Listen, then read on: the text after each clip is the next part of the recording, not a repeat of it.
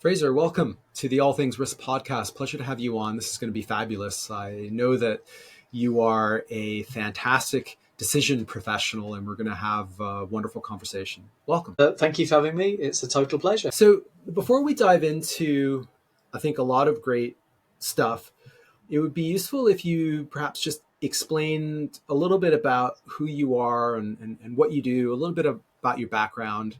That'd be great. Okay. It's probably easiest if I say a bit about the strategy unit, which is the organisation that I work for, and then perhaps segue into saying a bit about myself, mainly because there are so many parallels in the story of the unit as I see it and my own professional history. So the strategy unit, we're an NHS team, so we work in the National Health Service in England. We're a team of about 70 people, and we're a great team. We're a really unusual, really interesting, fascinating organisation, I think. And we do work like we've got an amazing analytics team, we've got a data science team, we do evaluation work, we do evidence review work, that kind of thing. And we've got this strap line, which is better evidence, better decisions, better outcomes. And that kind of encapsulates everything that we do. And so in a way, we're all about decision support. We're all about helping other people, other organisations in the NHS to make better decisions and to do that through the application of evidence and analysis, that kind of thing. And for the longest time, we've concentrated almost exclusively on the first part of that equation. So we have always focused our attention on the production of evidence and analysis and technical outputs and all of that kind of thing. And we realised about 3-4 years ago that we'd actually done so little on helping people to use the results of the work that we were producing. We'd done nothing on the better decisions part of the equation. And so I and a colleague volunteered and have then been advancing the work on helping leaders, helping organisations to make better decisions using evidence. And I kind of come at this, my professional background was in research and evaluation. I spent 20-something years doing research and evaluation, always of public policy, always of different sort of government, public service type questions. And I've done all sorts of things on crime and drugs and neighbourhood renewal and economic development and domestic violence and all sorts of different things, and always from the research end. And kind of like my story parallels that of the strategy unit in that I was never really paying any attention to how people were or were not using the results of what I was doing. And so I've got completely absorbed by this thing called decision making.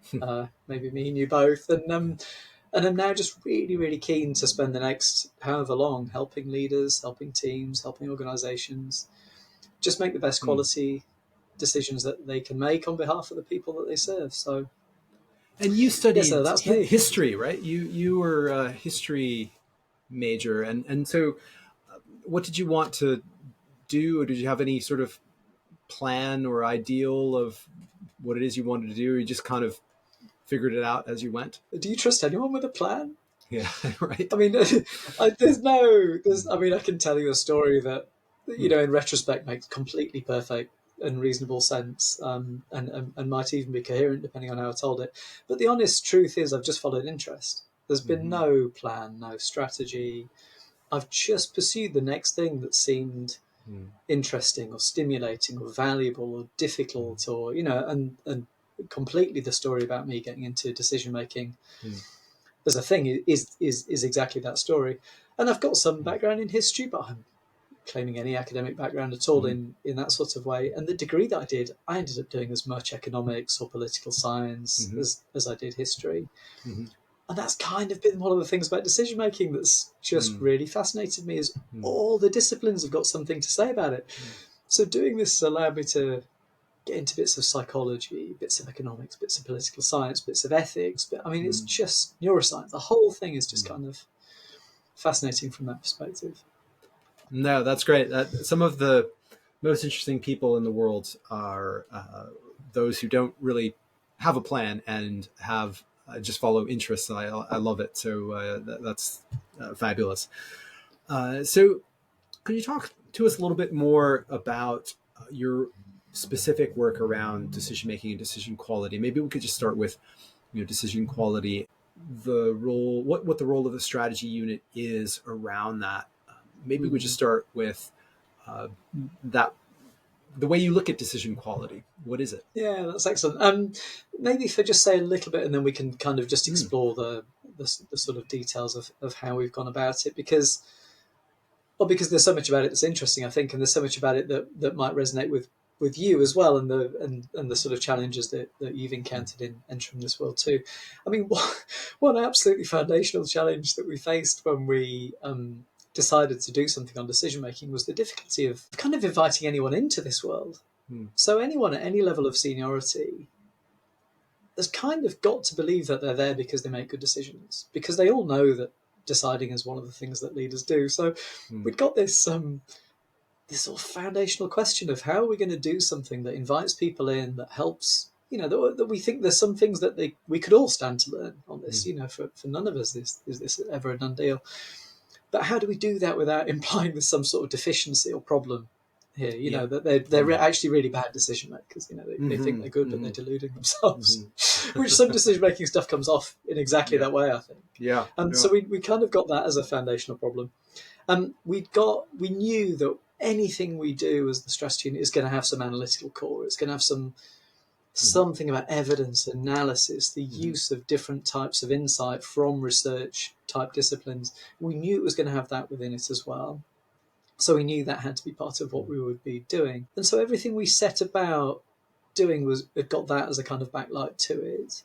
And the way we first approached it, and the way, in fact, it's continued in large part, is through training, actually, leadership development, leadership training, residentials, training workshops, that kind of thing. So the mainstay of what we're doing is that, because we're trying to help people see this discipline, and we're trying to give them tools and frameworks and practices and all of that good stuff.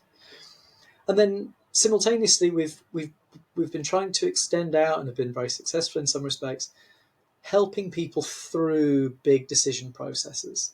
So there's a few examples where we've got going with the application of this stuff, where we've taken what we've learned through developing the training type offer into application in the wild, and into sort of real world tests of decision making.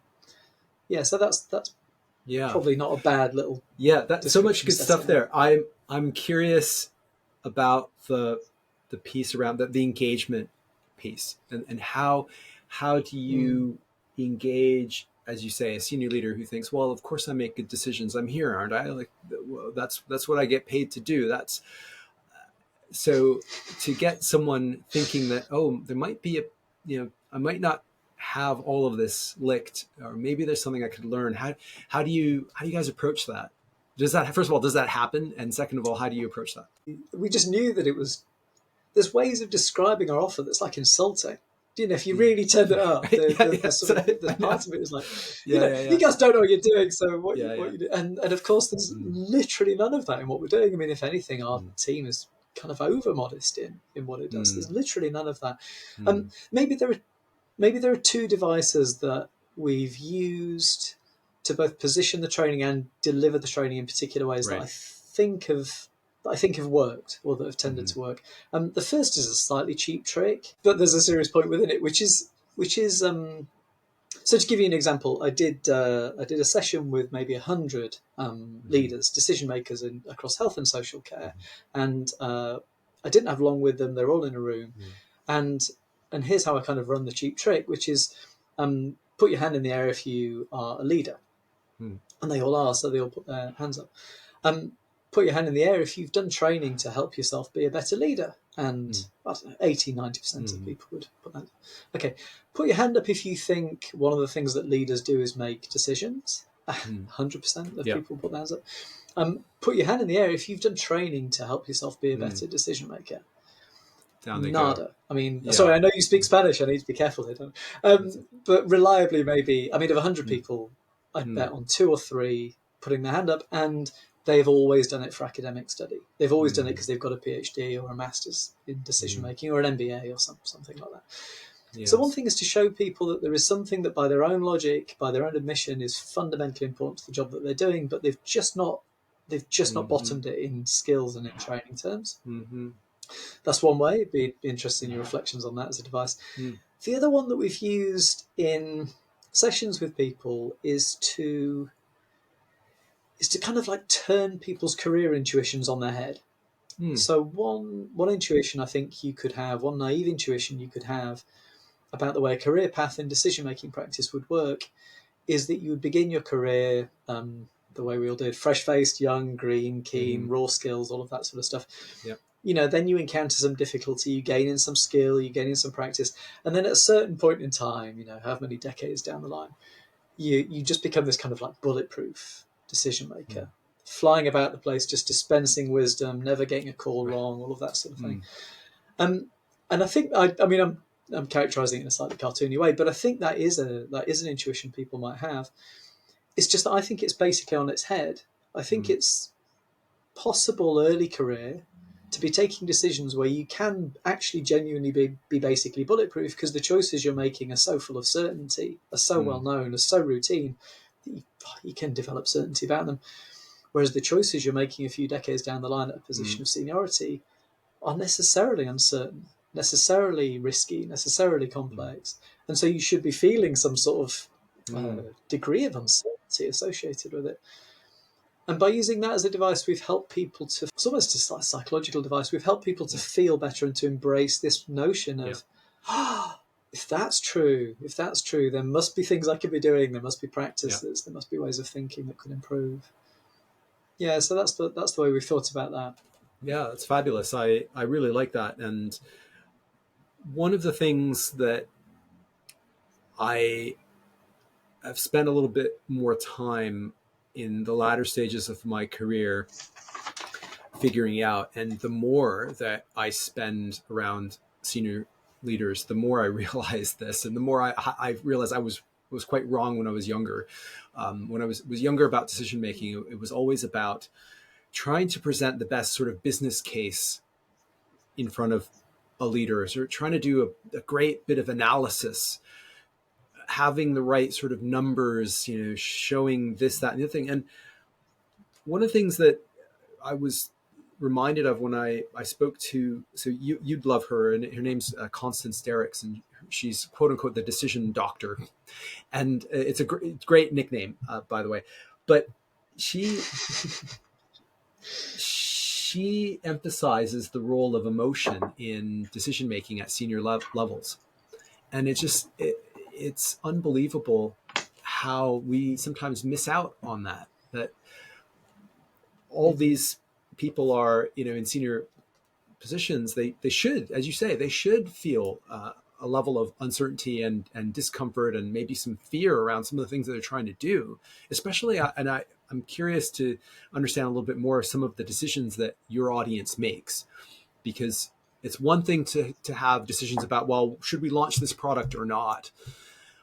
But when lives are on the line, I mean, I can think of nothing more consequential than that. And so I would have thought that you have an audience that in many ways is more of a challenge. They've got more challenges. They're weighing far more factors than, say, possibly a CEO. And therefore, you've got to tap into those Yeah, those fears and those, that emotional side. Otherwise, you're not going to be able to influence someone very well or support them very well. I'm just curious your thoughts for. absolutely do. And look, the role of emotion in decision making. I kind of hope will be a theme of this conversation. Mm. Actually, it's something I'm very interested in. The role of uncertainty, of course. I'm hoping it will Yeah, be a feature of our conversation. It's foundational in yeah, the work that I do. It's foundational in the world that I'm in. Um, Partly because I work with some literal decision doctors. I mean, mm. the people Hmm. the people I do a lot of work with, a lot of them are clinicians, and they're Hmm. making decisions that are engaging people in some of the most vulnerable, some of the most emotional moments of their entire lives. They're making decisions about them. I mean, the bulk of what we look at when we're supporting people with decision making is decisions of the type of like, how will we run this service, or where will we Hmm. put this facility, or how big should this hospital be? That's one of the Hmm. things we're looking Hmm. at the moment. Or should we be investing more in end of life care, for example, and how Right. would we do Mm. it, and those kinds Right. of that kind of choice. But you're right, all of those choices, because they are made in resource constrained public service environments, are choices about the distribution of life and Mm. death. They're choices the consequence of which can be measured in the quality and quantity of people's lives and their experience of life. So emotion is a fundamentally important part of it, and I think it's be interested again in your perspectives on this. I think it's kind of often denigrated in the decision making world. There are some people who promote particular approaches in the decision making literature who seem to me to be almost anti-human, who seem to be almost at the high point of some of their work.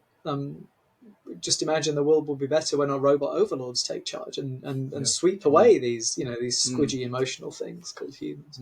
And I would, you can tell the way I'm saying it, I would reject that worldview. I guess one of the things that the sort of sharpest expression of this question of engaging people in the emotional side of decision making that comes through is the question of values. So what is it that has animated these people? Many of these people that are like the smartest people on the face of the planet, who could have done anything with their professional lives and chose to dedicate it to, I mean, they tend to get well paid, but it's relative to other things they could have done. It's like a get rich slow scheme that comes with all these stresses and difficulties. But they did. There's something about them, something about values, about character, about the way they want to be, that led them into it. And they aren't calculated out rational choices. They are values. They are deeper drives. And yet, all of that stuff is in the decision-making environment I work in, and I'm pleased it is. I'm pleased it is. Yes, yeah. Well, I think a lot of senior leaders in the business and corporate world can learn an awful lot, because increasingly the dialogue is about things like values and sustainability and the role of big organization in society. You just think about like what a big tech firm has to grapple with, and hopefully they are grappling with, are our products harming the mental health of people? Are children's learning being negatively impacted? Things like this should be somewhere along the line a form of some part of the calculus, if you like, of decision making. And yet it's a real struggle. And I think from the get go, you are acknowledging and embracing that sort of those values and that human element. It's not so apparent in the corporate space is really grappling with this. And even in things like I've done some work on the sustainability side and part of my career, and even you speak to people that are in that sort of people that are working on environmental impacts, social impacts, things like this, and you still get this, well, what's the business case for doing this, and how do we quantify, should we and you go off, and I like your sort of allusion to the kind of the cold calculating side of decision making. You could probably quantify anything if you wanted to, but should you? Or is it much better to just go back to values? What should we be doing? Is this right? That's quite interesting, and perhaps we could talk a little bit more about how you train people to do that, or how do you coach, how do you support? What was that? What does that? There's a few bits in what you say that I'd like to. There's a few bits in what you say that I'd also just really like to pick up. First of all, I mean, it's a little bit of a side point, but you've just made me really brought it home to me. Is the decision to quantify things is not a values neutral choice. And it might sound like it is, and it might sound very objective and scientific in some sense, perhaps. But for example, if you took sustainability as an example, and you decide to quantify things in terms of, and you do see this in environmental economics, yes, the value of clean oceans, the value of clean air, the value of biodiversity, whatever else it is. But by quantifying and measuring in that way, you're saying something about the thing that you're measuring, and it's not neutral. It's not neutral at all. You're privileging the values of utility and of use over and above other values that you might choose, beauty or something, which makes me sound Victorian. Anyway, so that's one thing that you made me think. The other thing that I think is really interesting about the question of values, and the distinction perhaps between public and private sector, and I'm not private sector bashing. My professional Mm-hmm. childhood and adolescence was spent in the Mm-hmm. private sector, and I've got reverence for that world in many ways. Mm-hmm. Is that the selection between values in the public sector, and health is a really good example of this, is necessarily tragic, in that you are always trading off good things. You're always trading off things that Mm-hmm. any sane person would look at and say is a good and reasonable thing that you would like more of. So do we want better end of life care? Well, yes, we do. Do we want better care for people with diabetes? Absolutely we do. Do we want better care Mm-hmm. for children, young people's mental health, which is being ravaged by the tech industry? Yeah. Yes, we do. We want all of these things. But we're also operating in an environment which is highly resource constrained, where every Mm-hmm. pound you're spending is a public pound, where Mm-hmm. you could have legitimate values debates between any one of those things I've just set out, but you've only got the £1 to allocate it to. This is fact. So you're trading values. So you're having to be more and more explicit about values, which is Mm-hmm. often uncomfortable stuff, and helping people through a tragic set of trade-offs. Um, Yes. whereas in the private sector, at least I know it is not this simple, but just let me have the caricature for 2 seconds. At least there's a sort of like one metric to rule them all, which is that you're in business Mm-hmm. still. If you exit the Yeah. game, you exit the game. Who cares what Yes. values you're trading? Yeah. However, you say that, and I think increasingly the private sector needs to lean in more to this concept of trade-offs, particularly about thinking, Mm, longer term, trading off longer term versus shorter term, even material sort of benefits, the role of business in society. Increasingly, the world is complex, it's interconnected, and I know we hear that all the time, but it does mean that senior leaders are paid a lot of money to make those complex trade-offs, and values do matter, and businesses are increasingly articulating those values. And how do you put that into practice? You need to put that into practice, otherwise it's mm, simply a bit of PR, and everyone knows you don't give a shit. By the way, I'm swearing so that you know it's okay. It's okay to swear if you need to, nice signal, thank you. but it isn't easy. And I love in the way in which you describe decision making, that you bring in the values piece, and the fact that it is about how you make a decision, and you are trading off, sadly, different negative outcomes. It's a fact of life. So it's super interesting. And by the way, I also think, correct me if I'm wrong, but I presume there are also situations in the NHS where you want people to be as calculating as possible, right? You don't want a doctor to, you don't want your doctor to, come in after a diagnosis and, weeping in front of you, or something like that. There's a there's probably, That would be a bad sign. yeah, there's probably, there's obviously a flip side of that too. You don't want them to be, there is that.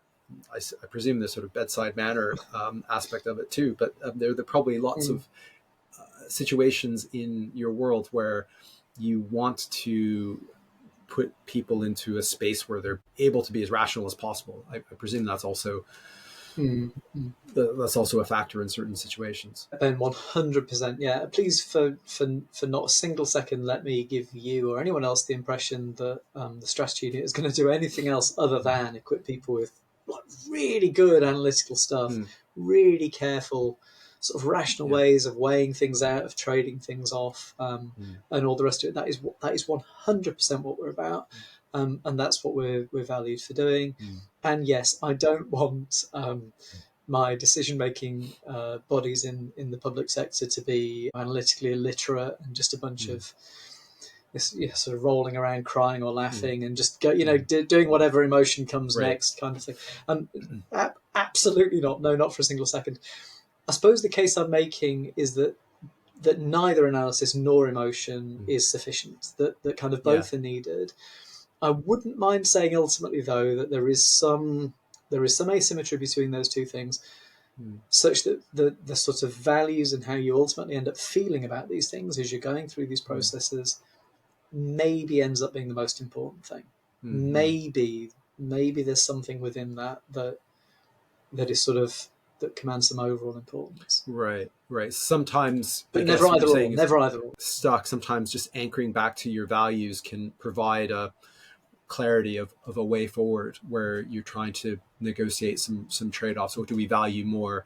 That makes it a lot easier to move forward than, say, a cost benefit, detailed cost benefit analysis type of a thing. Illustrates. So anyone who knows anything about the NHS in England will know that waiting lists is a big deal. However many million people are on waiting lists now for operations, knee replacements, whatever it might be. But waiting lists have resurfaced in political debate because for several different reasons, including COVID, they're horrendous and growing. Now, we've done a piece of work that looked at different ways of working your way through the waiting lists. One way, which perhaps seems neutral and reasonable to most people, is that you rip through the list as quickly as you possibly can. You're as efficient as you can possibly be at going through the list, and you clear it as quickly as you possibly can. And that's defensible in ethical terms, but you do have a value within there, which is about efficiency. You've privileged efficiency. You've said that's the most important thing. Equally, though, you could look at that waiting list and you could say, if we do that, probably we're going to get the people who've got the simplest cases, who've got the least complicated lives to cope with, who have the least competing conditions to manage. People who've hurt their elbow playing tennis and want to get back to it as quickly as they possibly can. So if you do that, you get towards a pretty inequitable situation where poorer people with more complicated lives would be more towards the back of the queue. And so you could take an approach that says, no, do you know what? Equity is one of the more important values. We're going to privilege people in difficult, more disadvantaged situations, and we're going to put them to the front of the queue. And we've done work on that very question with local hospitals, with the Local Hospitals Trust. We've engaged a professional ethicist in helping to work it through. But it does just show that something that could, on the face of it, be a sort of technical analytical question is that, but it is also a question of values. And you would come up with very different strategies and very different approaches according to how you think about your values on the way into that choice. Yeah, that's fascinating. And I was going to maybe bring in you shared with me the work of Ian McGilchrist and this sort of integration of the two hemispheres of the brain, the rational and the emotional. And I found it fascinating. And what you're talking about is that integration. I'm just wondering how, first of all, if you could explain the sort of two hemisphere approaches, and then perhaps a little bit about how you try to bring those two things together in the decision-making support you offer. This is difficult. So Ian McGilchrist, I'm just a straight out fan in a fairly uncomplicated way. Most things I come across in the world, I end up being sort of slightly critical of in some way. But his work, I've just for whatever reason, I've not managed to find myself distanced from it. I've just kind of just embraced his worldview to some bizarre to me degree. This is going to take a few minutes to explain. Is that okay? I'll have to have a bit of a run up at this. Yeah, is that okay? Okay, so his background is relevant to this. He was a literary scholar. Then he became more interested in philosophy. Then, as part of that, he became interested in the mind-body problem. Then, to pursue that, he trained in medicine. Then, to pursue that, he trained in neuroscience. I mean, this guy is a polymath proper. So he's just got this incredible, rich academic and professional background, like ridiculously impressive. I mean, like if the word genius means anything, it's got to include people like him. The thing he got interested in as part of all of this was the difference between the two hemispheres of the brain. And the difficult thing he encountered in doing that, which I'm encountering now, I realise, in trying to explain it, is that the one thing everyone knows about the different hemispheres of the brain is that that's all bollocks, isn't it? So there was some research program that was kicked off in whenever it was, the 60s and 70s, which basically concludes the right hemisphere is like some sort of flighty artist. It's unreliable, but it's lovely and creative. The left hemisphere is like some accountant. It's dull, doesn't go to many parties, but is steadfast and reliable. And that's nonsense. And the other thing that he has to dispel in his work is that the question people began with when they were looking at hemisphere difference is, what do these hemispheres do? It's the question you might ask of a machine. Mm-hmm. What does the right hemisphere do? What does the left hemisphere do? And again, that research program unravels because both hemispheres are involved in everything. So, for example, in relation to language, the left hemisphere has speech and words, but the right hemisphere has metaphor and implicit meaning. So they're both involved. They just do different things within the same process. Anyway, a few different things that he gets to. One is that the fundamental difference between the two hemispheres is the way in which they pay attention. So the right hemisphere pays a very global, very uncommitted, very broad, sort of like a spotlight, not a spotlight, like a lamp. The attention is diffuse like the light of a lamp. Whereas the left hemisphere has got sort of spotlight type, laser like attention. So it sees a fragmented world, a world of parts, a very static world. Whereas the right hemisphere, when you were saying earlier, complex, interdependent, that's the kind of world that the right hemisphere sees. So all of this is very interesting in a way, and his work is just wonderful, and I'd point out absolutely everyone at it. It means a few things in decision-making terms. One of the probably the most abstract, but I think in a way most interesting things is the right hemisphere sees wholes and sees interdependence and connection. The left hemisphere is good for almost like computing, sort of breaking things down and analysing them. So both are needed, but they're not needed in equal measure, and they're not of equal importance. And the pattern that McGilchrist often describes, and it's one that I would definitely subscribe to in decision-making processes, is that you need to begin with a sense of the whole and the sense of interdependence and the sense of complexity before conducting analytical work and getting more detailed and breaking things apart, before finally returning things to the whole and asking, okay, we began with a sense of this problem. Now we've analysed it, we've pulled it apart, we've learned some things, we've got some numbers, we've run the rule over it. Okay, now we need to return it to a sense of meaning and of whole and of implication, and again, to re-embrace complexity and re-embrace all the uncertainty that brings. So there's a mini tour of Ian McGilchrist and his work on decision making. No, but it's fabulous, because I think a lot of, some people dive into that, the detail right away without seeing the whole. I see this a lot in options, right? You talk about this, right? You have a lovely quote about options as well. If I can find that that you use in one of your trainings, I can't. You talk about options as theories to test. That's the one. And but I see a lot of the, certainly when efficiency, we talked about efficiency in the private sector, I see this a lot, in that efficiency is important, therefore speed is important. And therefore, when we have a difficult decision to make, we immediately dive into the sort of either or thinking, like, okay, this is problem solution. We're going after the first solution that someone identifies, rather than taking a step back and say, well, maybe there's something else we could do here. Maybe there are 3 or 4 different options. Let's give that the relevant attention. And not to say that you want to do that for every decision, because then you'd never get anything done. But for some of the big ones, you do want to do that. And I love that, that sort of integration of, you have to come back, you have to start with the whole, and then you dive in, and then you come back to the whole. And it's a lovely framework and a lovely metaphor for how some of these difficult decisions ought to be made. So that was just an observation. But maybe dive into options a little bit. Options as theories to test, as a thing, perhaps. Definitely. Yes, it comes from. I mean, in the training that we do for leaders, we talk about the importance of process, as I know you do too. And I've seen your interviews with Annie Duke, for example. She's lit a light for me on this. Really helped me to see the importance of process rather than always assessing decisions by outcome. But that straight away begs this question of what kind of process. Yes, process, but what kind of process? And how would you go about it?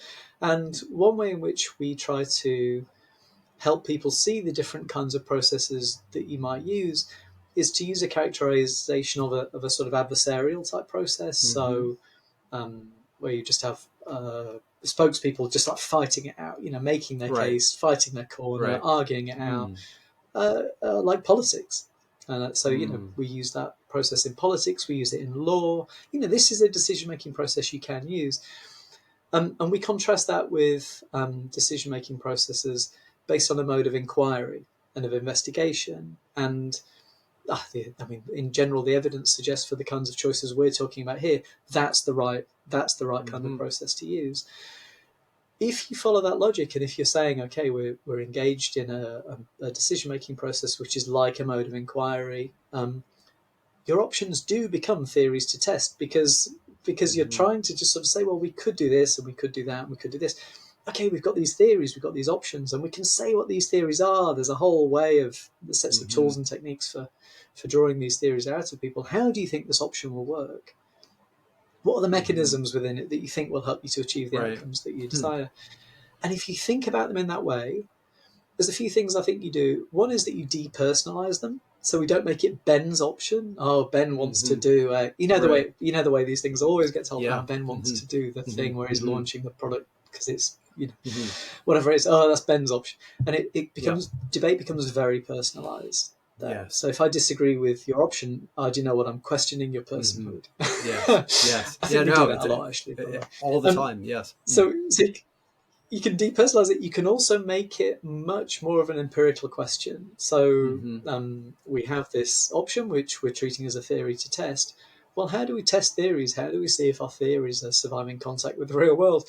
We do it empirically. We gather evidence. We can specify what kinds of evidence we might use to guide our decisions ahead of them actually playing out. So it just changes the way that you approach it. It makes it less personal. It makes it more empirical. And I think probably, and I hope we get to talk about creativity as well, it might make for a more creative and more fruitful decision-making environment by being less personal. I love that. And I wish more organizations took that approach to things. I think there's so much more value to be had. And it's the same. Are you familiar with David Snowden's work? This complexity theory. Yeah. You are, yeah. And that there's some systems are complex, and that you're not going to know the answer by sitting there and just thinking about it. You have to test, and you have to see what you get and adjust as a consequence. And increasingly, decision environments are like that. So it's a far of looking. I was just saying, it's far better way of looking at options, right? So I admire a lot of the stuff that Dave Snowden has done. I think he's done a lot to communicate some good foundational stuff from natural sciences into management world, which is it's not often those things meet. So I think the stuff he's done has been brilliant in that respect. Yeah. Also, his original paper in the Harvard Business Review that sets up the Cynefin framework, which is I think the one that you're pointing at, which makes distinctions between complicated and complex situations, is brilliant. And that's stuff that we've used with people as well to help them see that. So yeah, very strong resonance between the things that I see him talking about and the way that I certainly encourage people to approach complex situations.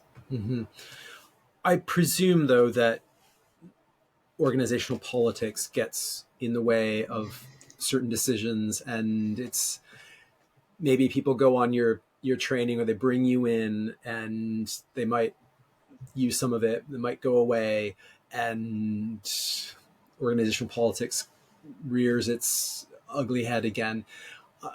Just wondering what your experience is, or how much you get involved in maybe some of the organizational learning, organizational design, organizational culture, things that you might do or even recommend to try to depersonalize options, to try to make sure that the best ideas, they surface regardless of whose ideas they are. Do you do that? Is there a sort of a line between the strategy unit and decision support versus obviously people make decisions, and those are their decisions to make. I'm just wondering how you navigate that.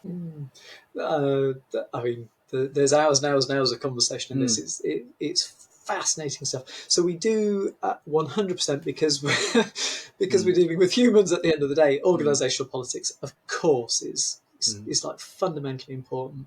There's something, just to pick up a thing we touched on earlier. There's something about the difference between making decisions in the private and the public sector, which I think is useful just Okay. to illustrate something here, which Mm-hmm. is the asymmetry of incentives that you find in the public sector. So the leaders that I work with, if they are seen to get decisions right, the size of, the scale of upsize on the menu for them is maybe a thank you, Mm. maybe a Christmas card, maybe they get to survive a Right. career and get a carriage clock at the Mm. end of it. But Mm. in different private sector decision-making contexts, the upside might include being wealthy for multiple generations of your Mm. family and families to come. Yeah, I mean, so Mm. there are different upsides. The Mm. downside risk is probably the same. I mean, if you're seen to make a bad decision with the leaders that I work with, the regulator can just come and take your career out. So you can be wiped from the board if you're seen. So Mm. that's the downside.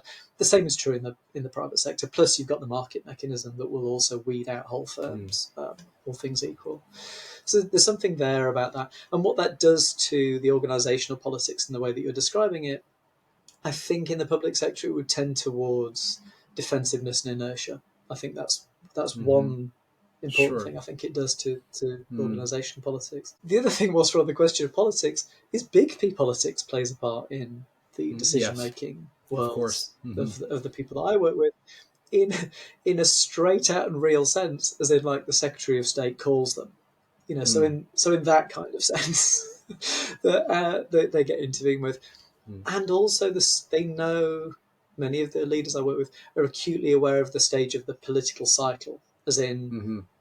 as in now we're entering a period of planning blight because the Yes. operating assumption in the UK is for Yes. a change of government, and so no big bits of policy activity are going on, and in Mm. general the instruction given to the NHS is to stay off the front page. I mean, that's probably the best uh, Mm. sort of political instruction you're going to get at the Mm. moment. I would have thought, and stamp down on day to day And performance so, what does problems. that do? I mean, you're likely so the we're likely to have a general election this. Well, we have to between now and January of next year. So what does that do to an organization in the public sector? What does how does that sort of paralyze certain things? Do you try to anticipate? Do you have, I don't know, contingency plans if one wins versus another? What does that look like inside the halls of public sector decision making? Yeah, I mean, I don't want to talk too much about it to be Sure. really. I mean, the one thing I will talk about is it leads to a sort of outbreak of crystal ball reading, and Right. everyone, Right. everyone, depending on which way the wind is blowing and which way the opinion polls are going, if the opposition Secretary of State coughs in a particular way, people dedicate themselves to trying to work out what it might Right. mean. So Mm-hmm. that kind of goes on. Mm-hmm. I mean, one thing you will know is that there's whichever party is in charge, and whatever Mm. their perspectives are and whatever their policies are, is that you do just know that there are sort of policy cycles match political cycles in some respects. So you're not going to get big reform programs kicked off at this stage of the political Mm. cycle. So you kind of know that's Yeah. true. And you know that the focus is much more on delivery, day to day performance Mm-hmm. challenges. And you're not going to get big, grand bits of strategy Mm. kicked off, particularly. Or Mm. huge swathes of policy reform are just unlikely to get going. So that does provide some backlight. That does provide some Okay. focus. Okay. No, I totally understand that there are things you probably can't say or doesn't make any sense for you to opine on anyway. But Well, or I on don't this trust front, yeah, myself to say. you're right. Okay. But similarly, though, I am curious about any of the. I mean, the NHS was a huge, major player in the pandemic, the COVID pandemic, and I'm wondering about some of the lessons that you took away from that, maybe around decision making that Hmm. um, that you might be able to share. Yeah, that's fascinating. I mean, just just to take a couple of steps back. I mean, one thing that Yeah. was very interesting for us as a strategy unit, and for me as an individual within them, is kind of like, what's the point of strategy when you're in a crisis? And so Mm. the sort of for me, the sort of the levels of existential doubt go through the roof, because you're like, well, I don't know, we can think about what medium term stuff might look like, but what's the use, because there's a crisis going on. I mean, eventually we reoriented just like everything we were doing to think about recovery. So we were feeding in evidence to decision makers at the time of as it was emerging, because it was Sure. it's like a fireworks display of Sure. evidence, and people Yeah. were Of struggling to course. make Yeah. sense of it. So we did some stuff to help people through that, but we basically orientated ourselves to thinking about things like recovery and like waiting lists, which are now coming to pass. So that was kind of interesting. One thing we observed, so with the decision makers we were working with during the pandemic, there's a few things that changed that were really interesting. The first is that so back to what I was saying earlier, is in general, I would say the choices that we ask our decision makers in health and care to make are tragic choices. They're forced to trade off good things, and invariably anything they do is you're foregoing something really good and humanly important. So, it's a very difficult set of choices to navigate. In COVID, the NHS got as close as it's probably ever got or ever will get to having a single objective. So plus or minus, but the thing to do was to Yeah. flatten the sombrero. But we got as close as we're ever going to get to having a Yeah. single objective. So you get a reduction of competition, a reduction of noise, a reduction of complexity in some respects, and a focusing of attention in that way. So that was one thing that definitely happened. And that it kind of and in fact the way the inquiry is panning out will probably say there was maybe an overfocus on that kind of thing relative to the effects of lockdowns on children and young people's mental health or education and those kinds of things. Anyway, but for whatever reason, we had a very particular focus. A couple of other things we noticed, both of which I think I would generally encourage in peacetime as well as during COVID, is one was about the relationship between decision makers and analysts. So in general, the strategy unit feeling on this would always be that there's not enough analytical input into the decisions that get made. Analysts are not at the table as much as they should be. They have some amazing skills, incredible value to exercise, and they are not brought into the decision-making process in the way that we think they should and could be. But during COVID, too right they were. And, Chris Whitty was on television being our analyst. He is, next slide, please. Right. We're seeing the value of analysis, and decision makers had them in the room. And we saw it on television, for an example. Yes. So the relationship between decision maker and analyst changed, and I think changed exclusively for the good. That's the kind of thing. Right. I would, What I wanted to just touch on a little bit there is something that you said. I think this is really important. The role of the analyst being at the table, and I've co-written a book about decision making called Decision Making in the Polycrisis Era, and we make this argument, not just around pandemics, but around just about anything that's really complex and interconnected, which is almost like almost anything nowadays, right? So it's not enough to go and ask your cybersecurity department to do a bunch of analysis about, a new sort of threat. It's not enough to get your AI people to do some research about this or the other, or whatever the thing is. The right experts need to be at the table and part of the team more often than not. And what you say is super interesting and super valuable for other domains. And I'm trying to figure out the right way to maybe communicate this, or to a senior leader and their team, when to do this, because it's often far too late in I'm thinking about other contexts. I'm very keen if you could share a little bit more about, when does an analyst, when should they get involved? How does that change, or how has that changed for the better, like in practical terms? That would be really fascinating, because in the business space, it's sort of these sound bites, right? It's like, just give me the bullet points, and there needs to be more, right? There needs to be, it's not just the sound bites or the bullet points. And then sometimes the analyst, and again, I'm thinking about analysts in other domains, but sometimes the analyst doesn't really know what the context is and doesn't really know what is salient. And so you do get these like big, thick reports, and they're not able to answer the right sort of questions, so they need to get the right brief, and they also need to have the right amount of communication skills to be able to to take out the so whats. And this is such an interesting area, and I'm just wondering if you could share a little bit more about the learnings and some of the practices here. Ben, with an incredible level of detail and accuracy, you're describing my world. I mean, everything you've just said is a feature of decision making in the NHS world, and the relationship between analyst and decision maker, which is a sort of further obsession of mine. How to go at it, really? I mean, in a sense, the informational demands are present all the way through the decision-making cycle. So how can we define a problem without good information? How can we generate options and assess their likely impacts without information? How can we evaluate things when they're in the real world without information?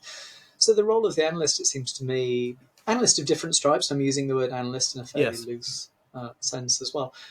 It seems to me like it is all the way around the decision-making process. If we're not making decisions using the best information that we can possibly obtain at the time we're making the decisions, what are we doing? And particularly if we're doing it in the public sector context, how would you defend that? So first, I've got a sort of like foundational belief in the role of analysts in that respect. But everything you say, I think, is true. And some of, I mean, just to issue something close to mea culpas, some of the stuff that I've done in the past, or analytical projects I've been involved in the past, your poor old decision maker might have had to get through 30 pages of excitement about method and caveat before we get anything right giving you results. Yes. And after we've given you results, are we really helping you to understand what we think should be done at the end of it? I don't think we always are. So I think there's something to do there. This cashes out in different ways for me, but one way in particular is that we think there's something to do to help both sides of this equation. So I'm doing a lot of work with leaders to help them to understand the value that analysis can add and to stimulate the demand side, as it were. But equally on the supply side, the stuff that analysts have got to get better at, the kind of craft skills of working with decision makers, of framing questions, of helping them to see when uncertainties are still important, of when caveats actually do matter, might matter in the real world, of how to present data and information to. So all of those things. And we've actually, to address that, we ended up designing and running a leadership program specifically for analysts that is all about craft skills, all about that working with decision makers. I could probably expend the next several professional lifetimes just doing that, to be completely honest. There is a strong need for it. There's a strong need for it in all types of domains here. This is only going to become more acute, and maybe there are some whizzy things that we could do with AI and things of that nature, but the subject matter expertise needs to be in the room. And what that looks like is, I think, something that decision makers will be grappling with in all types of organizations. Such a fascinating area. So perhaps we could, at some other point, dive into that some of that work that you do with analysts. But it's incredibly important. I love that. Oh, it's just the other thing that I think is really important. I mean, your polycrisis, decision-making in the polycrisis, I mean, there's two of my interests right there. This is sweet spot stuff. The question of what it does to expertise, the question of what you're saying there, getting the right experts in the room. Yeah. What on earth do we mean by experts in that context? And yes. One of the ways in which we will often help people to see different types of expertise is the distinction that Isaiah Berlin made between foxes and hedgehogs. Is that something you? Okay, yeah. So it's something on my list, but let's dive into foxes and hedgehogs. Yes, please. The way we typically introduce it then is by looking at different types of expertise along the lines that Isaiah Berlin characterized them. And the way he described it is that this is too crude in some ways, but there's two kinds of expert. The first kind of expert is the fox, and the fox knows a little about a lot. So in a sense, their expertise is like a puddle. It's not very deep at all, but it's very broad. And the hedgehog, however, I realise I've got a hedgehog mug. Although I wouldn't self-identify as a hedgehog. Right. The hedgehog, hedgehogs don't do podcasts. They don't do they. You don't get them anyway. Or if they do, it's very niche. Yeah. But the hedgehog knows one thing, but they know it to the bottom. Mm-hmm. So maybe they're an economist or a Mm-hmm. sociologist or a Mm-hmm. finance person or a clinician of some type, and they know that thing. But my word, they know it, and they apply that discipline and that lens to every problem that crosses their desk. So that's the way Isaiah Berlin set it up. The work Phil Tetlock has done on super forecasting uses Mm-hmm. that uses the foxes and hedgehogs framework, and basically says, could we say which type of expert is most valuable under conditions of uncertainty generated by, amongst other things, like you're saying, the polycrisis? And the basic conclusion they get to, again, being slightly crude about it, is that the fox is far better suited to conditions of uncertainty. Partly, I think it's because of their breadth of expertise, but the other thing it makes me think is that there's an asymmetry between foxes and hedgehogs, in that foxes can incorporate what hedgehogs know, but hedgehogs can't incorporate what foxes know. So foxes can run around talking to hedgehogs and asking them what they need to know Mm-hmm. about their domain. The hedgehog is not skilled at doing the reverse. And in any case, you turn Right. up and ask a fox something, they don't know anything. Mm. So that type of expertise, I know this is slightly oversimple, but the type of expertise that is synthesizing, that sees Mm. interconnection, that can take different perspectives on the same problem, is probably better suited to conditions of uncertainty Mm. generated by the backdrop you're pointing to, which is multiple different crises kicking off and Mm-hmm. intersecting. Yeah, that's great. I recognize that certainly that challenge, because we can't talk about you can't talk about a pandemic or a future pandemic without talking about societal polarization or inequality, right? That there are connections here. There are connections between cybersecurity and geopolitics, or connections between geopolitics and AI. They're and if you start to just go too deep, then you're going to miss stuff in the periphery as a decision maker. So um, it's fascinating. It's also, I think, a skill set that will the fox skill set, if you like, is one that is going to become much more important. It already is important, but the ability to synthesize, to bring in expertise from different domains and to ask the right questions, to frame things, those skills are in short supply, and they are very important. And I don't think, and here let's talk about creativity. Let's bring that aspect in, because um, maybe this is a little bit of recency bias here, but I've skimmed through LinkedIn just before coming. I'm slightly. My relationship with LinkedIn has to change a little bit. I have to admit my but anyway, where I see people offering all kinds of tools and tips about how to use AI to do what are effectively creative tasks, right? You can spot things, you can do this with AI, you can do that with AI. And I'm skeptical. I think that in this world that we've just talked, the complexity, the David Snowden, Kniffen framework world, the foxes, hedgehogs, the uncertainty, all the stuff that we've been talking about. We won't know the answers, and I don't think that AI knows the answers.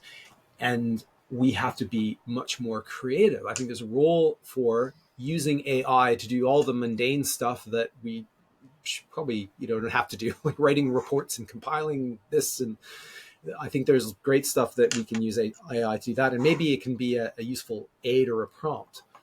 But creativity is, I think, a fundamental human ability that we need more of, because how do you generate more options? How do you start to think, in divergent terms? How do you start to identify hypotheses for things that may not exist yet? I mean, those are all creative acts, and I'm just wondering if we could dive in and start talking a little bit about the role of creativity in decision making, because it's incredibly important and I think underappreciated. So I'll stop there, but as a lead in. I mean, for me, you could keep going. I mean, the only thing that will happen eventually is my neck will get tired from all the nodding that I'm doing as you're going. I mean, I'm in with both feet in the point you're making. Um, just to illustrate how deep an effect Ian McGilchrist's work has had on me, I can't help but hear basically everything, but particularly what you were just saying, through the lens of the hemisphere Mm. hypothesis that he has laid Mm. out. One thing in his first book, Mastering His Hemisphere, that he set out was that he sets up the hypothesis that the right hemisphere sees things in broader, more interconnected, more flowing terms. Yes. The left hemisphere, Yes. a world of parts, a world of breaking things down and specialism. He then uses that to describe the decline of the Western world. And I mean, Right. or sorry, ebbs and flows of. So I mean, Right. you Right. might think at certain points the sends himself question. Anyway, Mm. but what you would see, and his basic hypothesis is that we have overprivileged the insights of the left hemisphere. We've overprivileged breaking things Mm. down, abstracting things, analyzing things, and deep specialism within single domains. I suspect that AI is that on steroids, and is that on Yeah. steroids plus having escaped the pen. I mean, Yeah. I have no faith at all in it in any important respect, and Mm. imagine it will be destructive of a lot of what Mm. we actually fundamentally value as humans, but have perhaps lost sight of. Yeah.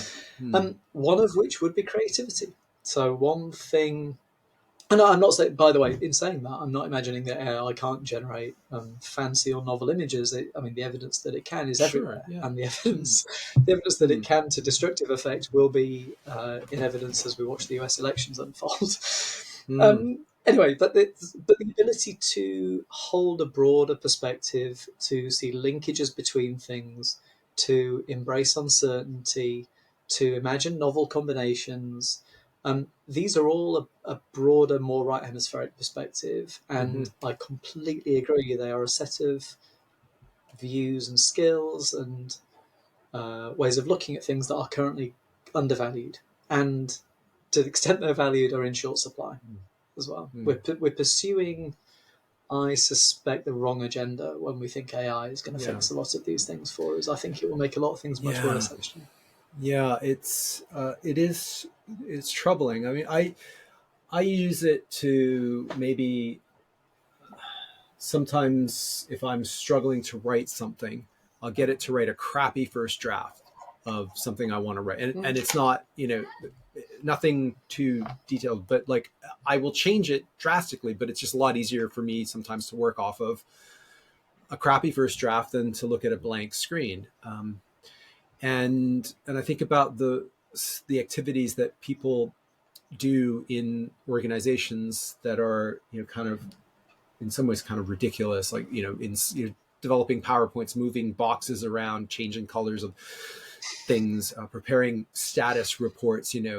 These are all things that the AI can do, and it'll free us up to hopefully be more creative and thoughtful and all the rest of it. But I'm seeing indicators in the opposite direction, and it's driving a lot of mediocrity in terms of content, in terms of everyone sort of thinking in the same kind of a way. It's really it's kind of disturbing. So I'm with you there, and The as well as some sort of outside of tail horrible effects that I'm completely sure we will get. If mm, one of the sort of mainstay effects of AI is going to be an increase in mediocrity, because it does yeah, definitely knock the bottom off things. If you want it yeah, to produce basically competent outputs quickly, it can. sure, that's what it does. Equally, Yeah, if you use it repeatedly for that kind of thing, you also knock the mm, top off. So you yeah, might remove excellence as well as awful stuff mm, and end up with mediocrity being one of the main effects of it. I've not thought that mm. before. You've just made me think it. There was a piece in Time magazine arguing this a few months ago now, and I think it's fairly accurate. I can you can kind of see it unfold. Sadly, I almost get amused at these social media posts that are obviously AI generated, and then you've got comments and things that are also AI generated, and you think, what the hell is this for? It's like, who's benefiting, right? People use that as a bit of a shortcut to shortcut creativity or critical thinking, or things of that nature. And people who are doing this that's going to affect, especially if you're younger in your career. My advice would be stop. Also, because creative thinking and critical thinking are going to be superpowers if this continues. Right, the ability to think for yourself is going to be pretty valuable. 100% they are. I mean, my guide to that would be to watch what the elite do, and they will not be Mm, chucking the stuff at their kids. They will still be schooling their kids in how to understand yes, arguments, how to read yes, long form, how to yes. sustain attention, how to think for yourself, how to think critically, etc., etc. I mean, that's Mm, what I would imagine that they would be doing. The other thing is, I think all of this stuff will come with a benefit mm, and probably a hidden cost. It will give you the quick benefit of generating posts on LinkedIn or something like that. yeah. And also, it might give you some apparent speed in decision making as well. Mm, But these things come at a cost. We will degrade our muscle for creativity. We'll degrade mm, our muscle for critical thinking, for mm, decision making. And again, it's back to this sort of question about values being hidden in apparently technical things.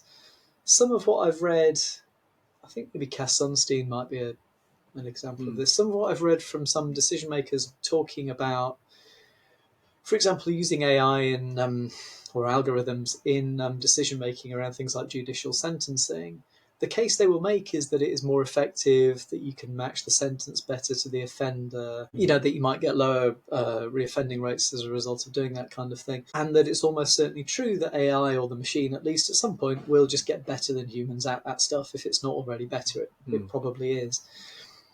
And you might look at that and think, well, that's good. Well, we should just do that then. We should just have mm, AI judges dispensing judgments and decisions because that is more efficient and more effective. But there you see, efficient and effective. They're the values that we're mm. privileging within that. Right. What are we missing? We're also missing Mm, values of accountability, of wielding power but mm, doing it with a human face. mm, So again, we can use technologies, and AI is perhaps a very good example, to pursue things that apparently are neutral in terms of values, but are nothing of the sort. We've just imported a set of values into a technology. mm.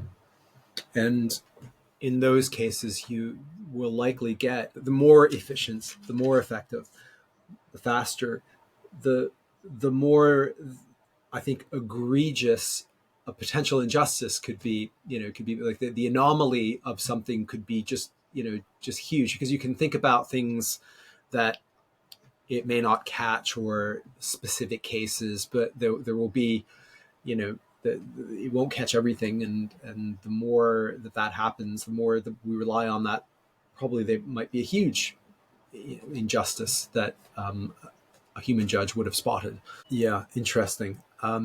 So just on the flip side, I'm just wondering, and I am conscious of time, but I'm wondering about how you work to generate creative solutions. I find it takes a little time for people to warm up. We're in this constant convergent, problem solving mode, rather than the possibility, the other hemisphere of thinking about possibilities, and thinking through options, and that sort of psychological safety of being okay to suggest something that might be just sound on the surface kind of ridiculous, but maybe if we explored it a little bit more, it makes more sense. And sometimes that's incredibly important, and organizations don't make enough space, I think, for that type of thinking. You might have a strategy away day once a year or something like that, but it's not something that's built into a lot of people's days and weeks, and almost seems like a luxury. I'm just wondering how you work to build creativity into decision making. And in anything I say, please don't let me give you anything like the impression that we've nailed this, or that we Mm. or that we've got the recipe for Oh. Coke hidden away somewhere. I think for me, this is a bit of a frontier that I want to do Mm. work to promote and to develop. I think I think it's all there for the developing. Really, I think we're so far away from having nailed this Mm. stuff. Partly for a reason that you kind of point to, which is that it's almost like I don't know. There'd almost be a way of seeing creativity as a sort of like guilty little secret, or Hmm. something that's not really part of what we do. I mean, Yeah. Mm. I would be very surprised if anyone's got the word creativity in their job description in the Mm. NHS. And yet, I would say that part of what we're doing in leadership terms, part of what we're doing in decision making terms, is imagining different futures. We're engaged in a Mm. fundamentally creative act. So there's got to be something about it that's important, even if we don't explicitly value it. Um, so different ways in which we approach it. One of the ways is to use, you've used the, or you've come across the Design Council's double diamond when you were talking about Yes. convergence Mm. and divergence. Yeah. Mm. So one thing we will do is just set up processes where we say to people, okay, we're going to go through this process. We're going to go through a period of divergence, and we're going to be seeking to explore the space of possibility before Mm. we come back to converge. And and so we're signaling to people that for the next however long, your job Mm. really is to stretch thinking, to be divergent. We want you to have the space. Success in this area looks like coming up with stuff that people aren't coming up Mm. with. So we're just giving people the permission, the support to do that. We might also use particular tools and techniques to help them do that. So, this is true of everything I'm doing in decision making. Kind of increasingly have lost faith in just putting the right people in a room and expecting alchemy to occur. Right. Mhm. Yeah, yeah, yeah, yeah, Increasingly yeah. saying, Mm. Mm. what we need to guide interaction is good facilitation, is good method, is good Mm. technique, is particular tools. And Mm. particularly for something like creativity, just giving people, use the expression psychological safety, giving them a Yes. tool and a method increases their sense of safety. Mm. So you might be working these things through. It's a slightly trivial example, but doing things like thinking by analogy, I found is useful for helping to Mm. stimulate people in creative thinking. So we'll use that kind of thing as well. I suppose the other thing is just increasingly helping people to see where the sort of foundations of creativity might lie. And Mm. some of those are quite counterintuitive. Two that I would point to, one is mastery. So if you look at Mm. people who do genuinely creative stuff, they're not Mm. doing it because they've just wandered into a topic and they can just dream everything up from first principles. Often they do it because they really know their stuff and then they can imagine Right. something different. I mean, it's a Mm. ridiculous example, but Einstein would be. Mm. Mhm. would be, a really great scientist. The breakthroughs they achieve that are creative are because they are masters of what they do. And then the Right. other thing, which I think also relates perhaps to science, is a sense of uncertainty, of not knowing. In Zen, they would call it beginner's mind. Mhm. If you're going to just get beyond what you know, what Mm. might a more creative approach look like? So Mm. we're also encouraging that, I suppose. Yeah, I love all of that. That's fabulous. I even wrote down. This might be from Ian McGilchrist's work, but and maybe we can talk a little bit about intuition as well. But another Albert Einstein quote, right? There's so many of them, but this one is: "The intuitive mind is a sacred gift, and the rational mind is a faithful servant." Fabulous, fabulous quote. But Yeah, do you want, the the end of the quote is we've yes, created a society that honours the servant and has forgotten the gift. mm, right. And there are some pursuits where we don't want creativity, right? Like creative accounting is pejorative, right? Or a creative way to do uh, an inspection of an aircraft or something like. There are things where we don't want that, right? We want things that are tried and tested, but increasingly in other areas we do need to think more creatively and to have possibility. And it's yeah, I love that, how you use that double diamond. You make that distinction between convergent and divergent thinking. You said something as well that I found very interesting about facilitation, and I am increasingly appreciative of good facilitation. It's one of these skills that's subtle and but very important. And again, also, like decision making is probably a skill where people are not formally taught it, and all of a sudden you get people that are promoted, they're put into leadership teams, they're running leadership meetings, they're chairing, and they may not have any skill in doing that facilitation work. And something that Annie Duke talks about, they may even poison their own decision making processes by offering their views first and then everyone's kind of falls into line, and you're actually not getting diversity of opinion and all different perspectives and things of that nature. So it was a lot there, but perhaps could we just zero in on the facilitation piece, if you have any thoughts on that? Everything you say again, I agree with. We're perhaps a case study in confirmation bias there, Ben. I'm just nodding away to everything that you say. And then you're very kindly reflecting Right. some of my views back to me too. I mean, I think Annie Duke gets this absolutely right. I think there's some sense in which bits of the literature on decision making kind of over focus in on individual biases. So I love Mm. the late great Daniel Kahneman's stuff. I Mm. think is wonderful. A huge chunk of that research program though zeroes it partly because of method. Actually, I think zeroes in on individual level things, whereas actually Mm. many of the biases and problems that I would point to are to do with interaction and to do with groups and to Right. do with the incentives that people face, to do with the sort of the politics of situations as well.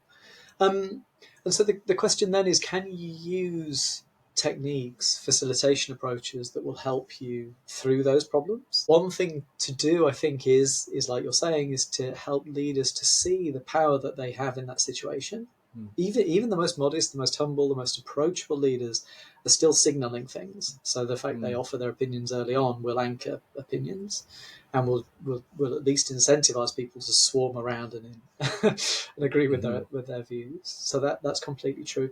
One thing that we do is we draw on work that shows that the real value leaders exert in decision making is to guide the process, is to guide a good decision making process through.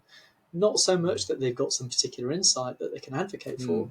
but that they have a role that means they can steer a process. And no, in effect, no one else can unless they anoint a facilitator to help them do that. So that's one thing that I would say. The other thing is very simple tools and techniques. Getting people to think quietly as individuals and write their thoughts down on particular questions before then sharing them means you actually then can help to draw upon the divergence within the group. It gives you a better chance of exchanging information that the whole group knows rather Mm-hmm. than zeroing in on a few items of information that they have in common, perhaps. Devil's advocates, giving Mm-hmm. someone the opportunity, giving someone the job Mm-hmm. of examining points of disagreement, of examining other people's arguments, that kind of thing. Again, that would help to counteract some of those things.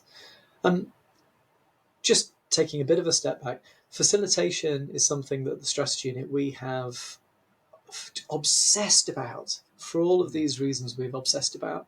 And there are many different tools and techniques that we have hit upon to use to counteract some of the problems that I've talked about. One really brilliant source that people could usefully check out, and I know it relates to a lot of what Dave Snowden has done as well in Complexity World, is Liberating Structures. There's a collection of really simple tools and techniques and facilitation approaches that help people work through complex situations Mm-hmm. and counteract many of the problems that we've been touching on here. Mm-hmm. Mm-hmm. That's great. I'll put that one in the show notes. Some fabulous stuff. I am conscious of time, but this is. I also feel like I can keep chatting away because there's so much really good stuff there. You just touch on one of the things about cognitive biases, and I'm with you on that. I'm finding that. So, for example, in my course, we touch on maybe half a dozen of them, and I explain where they come from and what they mean. But 300 of them or something like that. There's no point in trying to memorize all of them. There, there's some, it's all possible, perhaps impossible, maybe not for certain people, but you might come across like a new one, or someone comes across it and starts talking about a new one that you haven't ever heard about. But after a while, it's less about the bias itself and how to solve for that specific bias, and more, as you say, the techniques to debias that can not knock out any bias, but can minimize a whole range of them.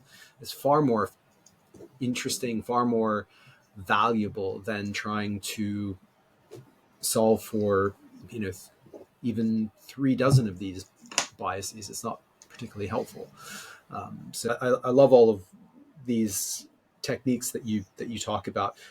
there's also the bit of, and I don't know to what extent you think about behavioral science and the opposite, the sort of the nudging sense, the kind of, if you have your big one-off decisions, maybe you want to do debiasing, maybe you want to do some of the things you talk about, but there are probably some other things where you want to just move the target to closer to where the bias is kind of hitting the dartboard, where you move the dartboard, if people are moving, that sort of analogy, which I use to explain cognitive biases and nudges, is just trying to get things to be easier for people to do the things that you want them to do. I'm just wondering if there's you have some thoughts on that.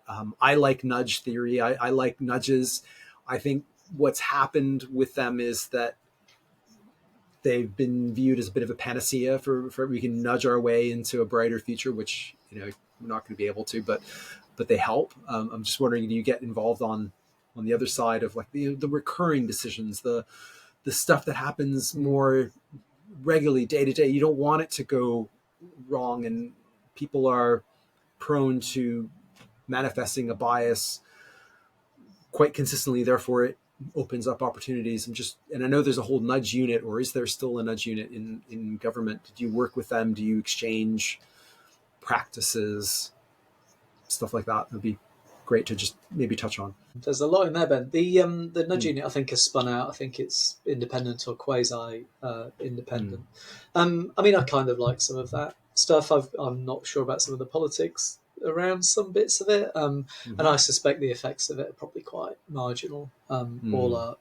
I mean, I like all the biases stuff and got in kind of partly in some of this decision making stuff because I was interested in, read Thinking Fast and Slow along with everyone else. Yeah. One of the things that I really, really admired and valued about Daniel Kahneman was kind of him as a human being. So whenever he was interviewed, he would reliably get the question, which was something like, you've studied this stuff and you've won the Nobel Prize. Presumably now you're amazing. You're bulletproof. Now you've identified 200 million biases, including novelty bias, which I think is an interesting. Anyway, but now you've identified these million biases. Presumably you're amazing. And his response was always something like, "No, I'm as prey to all of this as anyone else is. The only advantage I might possibly have is that I know it. And therefore, I know that the route out to it is to construct practices and groups of people around me that will help to counteract in exactly the way you're doing. You were saying that will help to counteract these things because I can't wrestle this stuff to the floor myself. I need people around to help me." There's a couple of things that I suppose, and maybe I've got a question for you as well. Some of these biases are so well known that they appear in central government guidance. So, one for the nerds, the Treasury in the UK, the Treasury's Green Book is talks about optimism bias. So there's a bit of psychology that appears in this sort of biscuit dry economist manual for appraising schemes in central government, and they talk about optimism bias. The thing I suppose we so it's so well known, but what are we doing to counteract it? How would you set up processes, methods, tools, facilitation techniques to counteract this bias that is so well known? It's in the Treasury's Green Book, and I don't often think we follow that through. Yeah, I have a thought on that for go on. Yeah, I have two thoughts on it, and when I do talk about it, it does, and I recommend it, but it seems to sort of fall on deaf ears, or it has in the past. I think first of all, I think there's huge value in organizations taking it into account in their investment and budget setting processes. This is kind of I guess it's kind of a process solution, but it isn't. So two things. I go back to this guy a lot, Dr. Bent Flybuer, who is the world's foremost expert on mega projects, and so he has a thing called reference class forecasting, which is like, it sounds like really, really basic, which is like you doing a project, look at other similar projects and figure out how long it took them and what it cost, and you anchor to that, right? You don't anchor to someone's like dream of like how long this thing's going to take. And so every organization that sets budgets, but particularly the bigger the budget, the more that you need to have some data around how long, like you're doing a forecast, you're doing a budget, like like anchor to some sort of base case, like have something, and I find that it's a hard, somehow it's a hard thing for people to put into practice. I don't entirely know why, but I think sometimes there's just a failure to just be creative and innovate a little bit. So that's one, and the other one is just, you talked about options. Is so quantitative and qualitative techniques are not mutually exclusive, and I often find that they're treated as mutually exclusive. So why not have, like, if you're spending billions of pounds on something, maybe it makes sense to have two or three, separate options that you are getting a team to evaluate on their own, and their job is only to evaluate those options, maybe with a bit of that debiasing stuff that you talk about, maybe well facilitated and well integrated, so that you can come up with like the best out of like the three or four options rather than like the one. And so those are just two thoughts on this. And I think that an organization that consistently does that, especially in the private sector, this is worth billions. I mean, just being able to do that. And there's already some research about debiasing and how in the financial services sector that organizations that employ debiasing perform better.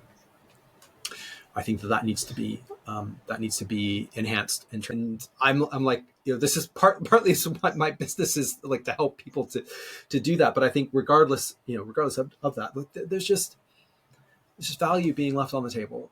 So just from a pure utilitarian perspective. So anyway, I'll get off the pedestal. Ben, no, look, stay on. I mean, I'm in with both feet. I think you're absolutely right. The base case forecasting stuff I think is wonderful. Mm-hmm. I mean, I often illustrate it through examples. If you and I decided we were going to open a restaurant, what the next thing we would do is get together to tell ourselves a story about why we're so amazing and why this restaurant will be successful, and what we could do. Yeah. And you would tell me about your love of Spanish cooking, and we would just concoct this, and we would invent this whole story from the inside out, and it would be how awesome it's going to be. And yeah. Ben, of course, and nothing about like maybe someone else has tried to open up a restaurant. Maybe someone else tried to open up a Spanish restaurant. Maybe someone else tried to do it in this neighborhood with the same target. Maybe. This is different. So maybe, but this time's different. It's a little bit of irony, and I can say, because I no longer work at BT, but Dr. Flybuer was the first I think I've got that right. So his chairmanship, his professorship was funded by BT, but BT does not use his methods. And it's like, what the fuck? I'm sorry. I am a former BT employee. I don't work there anymore, so I can say that. But it's like, you got to use this stuff. Like it's there. Just this book costs 10 quid, right? Like start with that, and start to use some of this stuff because it's so valuable. It's so valuable. Anyway, you've just pointed to one of my favorite analytical tools, which is what the fuck, like the WTF. But the thing I think he brilliantly points to, which is a very helpful corrective, I think, to a lot of the sort of biases from psychology literature, is the influence of politics. He just talks about the influence of politics and about the way that changes people's incentives. And that's wonderful. That's good, powerful stuff. I think you can understand a lot of what you see in the world, particularly mega projects would be a great example, but many other things. You can explain the outcomes by looking at the way the incentives play out in that process. Yes, I see that also in the world of geopolitics, when you think about certain governments or states, or what is Putin thinking about, and his calculus is different. It's rational, but it's not the same rationality. So you could say, we're doing all this stuff to punish Russia, but Putin isn't thinking about Russia. He's thinking about Putin, or he's thinking about, and it's the same in and around many other countries. So the role of certainly the role of incentives plays a huge part in decision making, good and bad. But there's a rational calculus too when you just think about things from you mentioned incentives as well in the private sector, and just want to start wrapping up. But the BT a few Mm. years ago had a massive accounting scandal, and it cost them £500 million in market cap. And the you can look at this, but those involved, what they were trying to do is they started fudging numbers, not to steal millions and millions of pounds, but to hit their target so they could keep their jobs. And they got away with it, and they did it again and again, and then a few years after that, what you get, that's the cost. So looking at incentives, or looking at something from the lens of incentives, it can be really incredibly valuable. Anyway, there's a lot there. I Massively, think I massively so. think Yeah, I we mean, didn't. it's a tiny reflection I've got. I do a Sure. session which is this is the most boring, badly positioned session in the entire universe. I call it something like economics for non-economists. Mm, And the aim of the session is to help non-economists into the worldview of economists. And I don't do it mm, attempting to convert anyone to economics, and I don't particularly think of myself as being an economist. Um, but one of the most powerful things that economics teaches is of course, the power of incentives. And there's a quote I often use from Charlie Munger in that, which is something like, "Show me the incentive, I'll show you the outcome." And so mm. you get this incredibly simple analytical technique for looking at the incentives and the stakes that different people hold in a process that will help you to explain the way that decisions play out. And I think Mm. it's so simple, it's easy to overlook. Yeah, yeah, and I think putting what, like, if you think about it, so a decision and then a plan, an implementation plan or a project or whatever, then starting to think about the way the worldviews of those that you have to work with.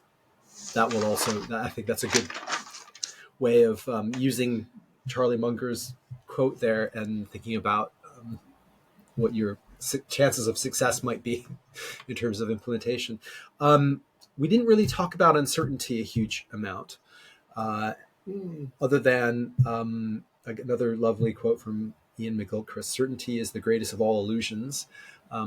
And maybe we could just touch on that, but I'm mindful of time, and I want to be respectful of your time. But I don't know if Mm. you Uh, had any views on how you work with uncertainty or support decision makers around thinking through uncertainty. there's a mega bias I want to point to that I keep thinking of and then forgetting Mm. to say that I would like to just ask you a question about, actually. Remind me again where we were. What was the?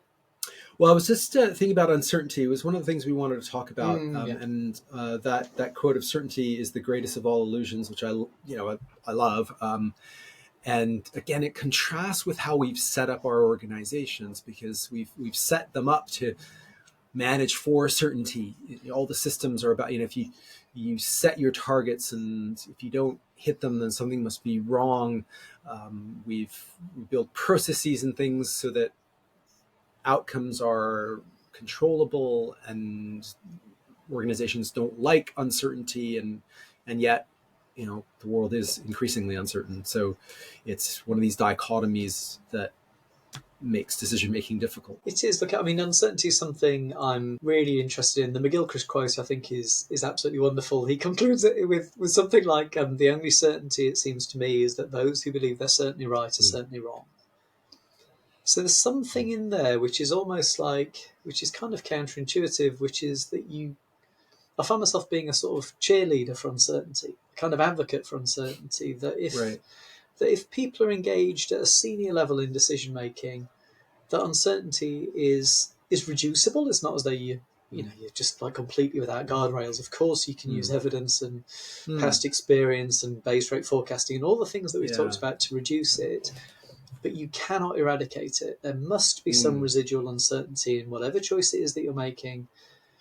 Otherwise, this is my slightly strong way of putting it. Otherwise, why are you taking this decision? If you're senior and you think it's actually certain about what's going to happen, Mm-hmm. why on earth are you taking that decision? Why Mm-hmm. are we spending money on your salary? You could be getting someone cheaper could be Right. taking these decisions that are simple and with Right. certainty within them. So uncertainty is always going to be there in the choices that are being made at any level of seniority. The Mm. question is, how will you manage it? How will you track it? How will you manage it? How will you deal with it when it comes to play? However it turns out in practice. I guess one thing you asked about COVID earlier on. One thing that COVID has illustrated to us is about uncertainty and the fragility and the complexity of our world, Mm. and for reasons of, I don't know, psychological self-protection or something, we might not Mm. want to see the world as being so Right. interconnected and so Yeah. complex and so uncertain. I mean, it might actually at one level get difficult to function, but that doesn't make it untrue. Mm. You know, these things Yeah. are, I would argue, fundamentally true about the world that we're in. I think Mm. they're like a feature of the cosmos, and Mm-hmm. whether or not you Mm-hmm. choose to acknowledge them in your planning and decision making is, well, that's for you, but they're there. You know, whether or not Mm. you account for them. Yeah. Is that how you I think about it? agree. Is that the Yeah. way that they're the Yeah. lines you go? It's very similar.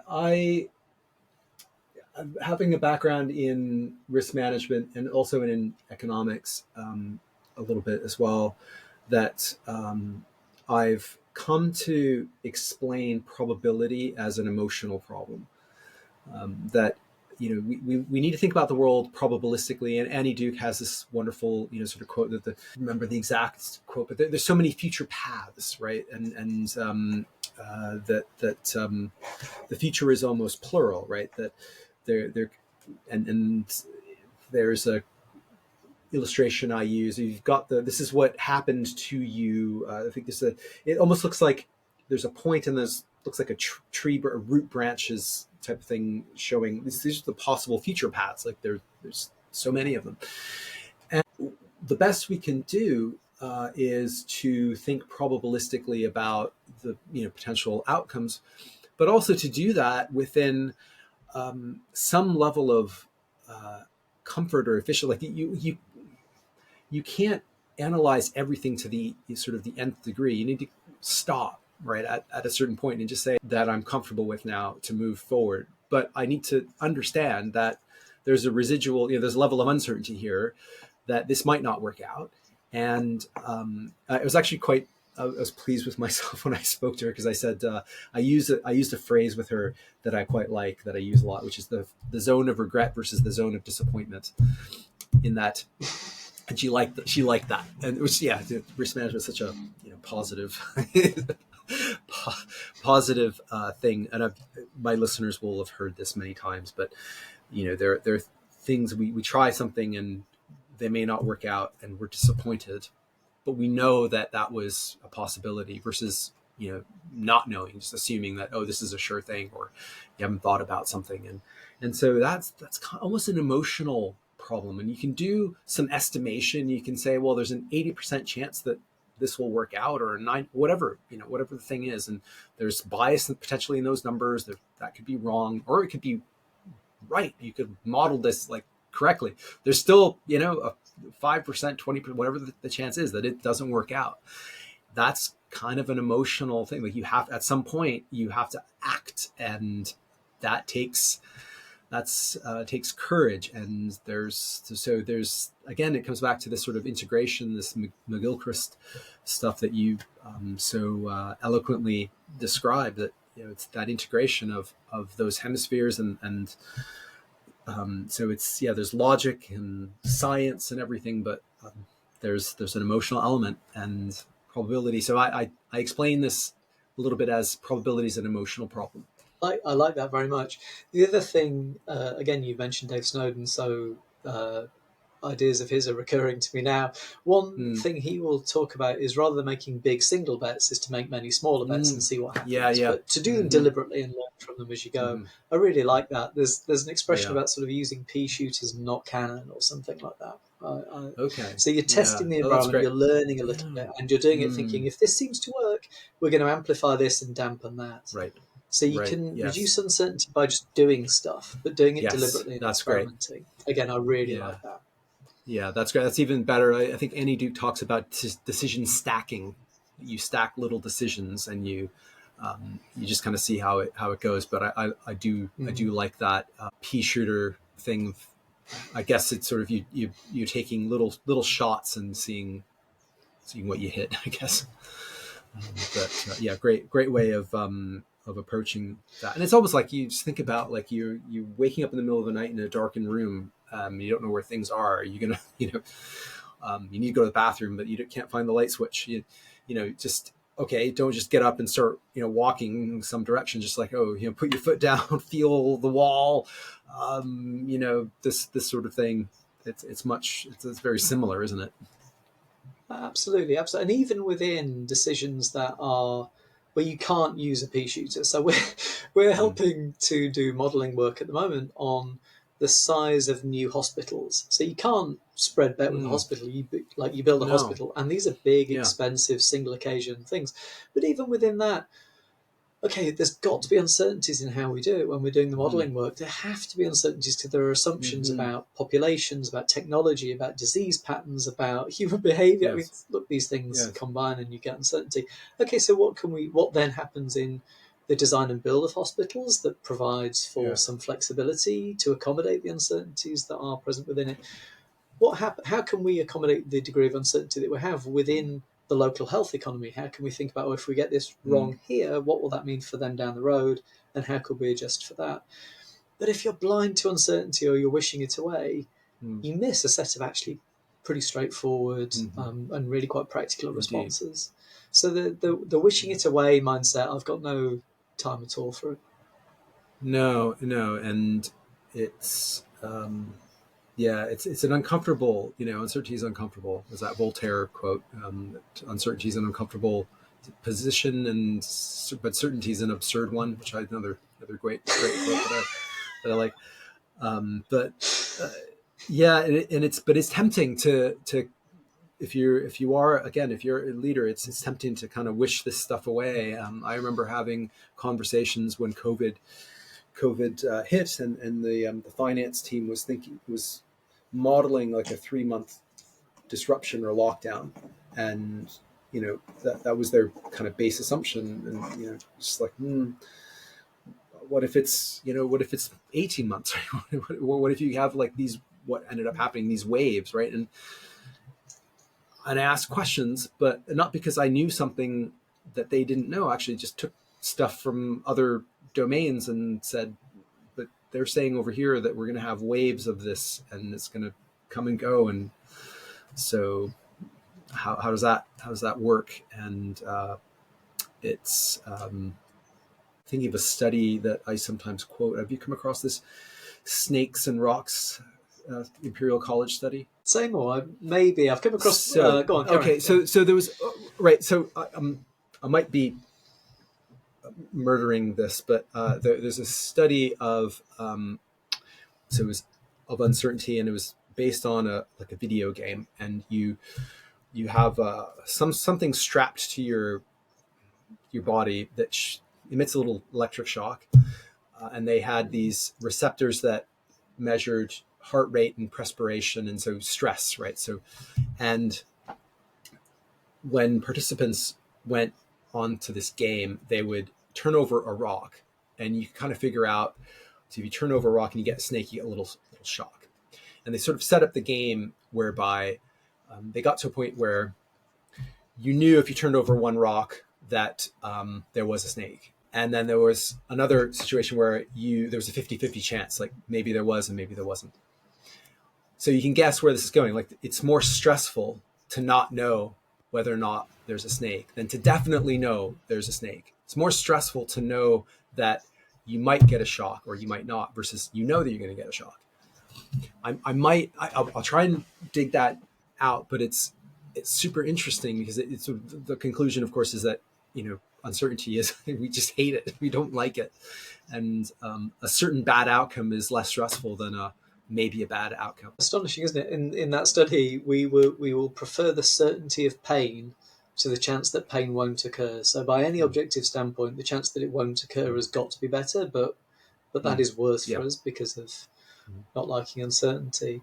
Um, it's fascinating, and then I think, well, what does that do to the psychology around leadership, because Mm. we don't like uncertainty, and so we then look to our leaders to give it to us, Yeah. even if, in their heart of hearts or in their mind of minds or whatever, they know it can't be Yeah. given. But we look to them and we, in effect, incentivize Mm. them to perform as though certainty is true. So I wonder a bit about that.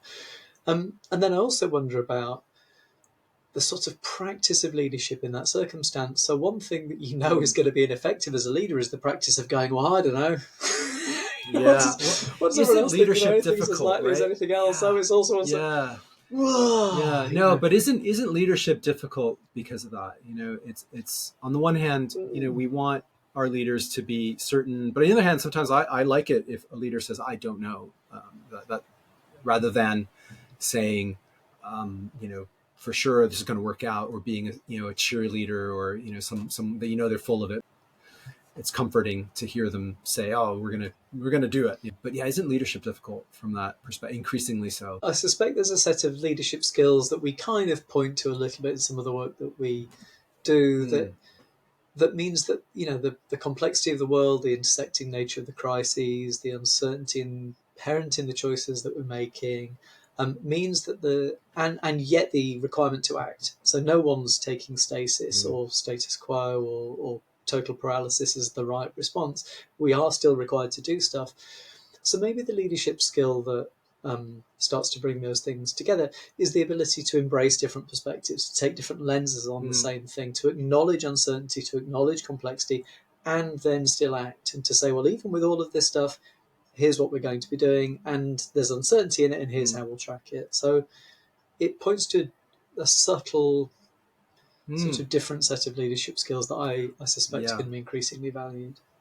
I think you're right. I think it speaks to a greater amount of humility and curiosity and openness, but at the same time, still showing the direction, and still being able to make a tough decision, but explain that in a way that is clear, and acknowledging the different perspectives, and the fact that not everyone's going to be happy with it. It's a different, yeah, you're right. It's a different skill set, which maybe is a healthier skill set, though.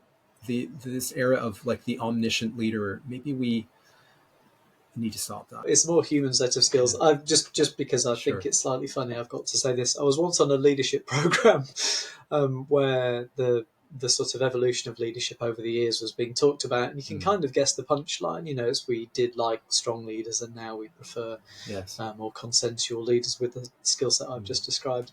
And that night, Trump was elected, and Right. Yeah. breakfast the next morning was quiet. Yes.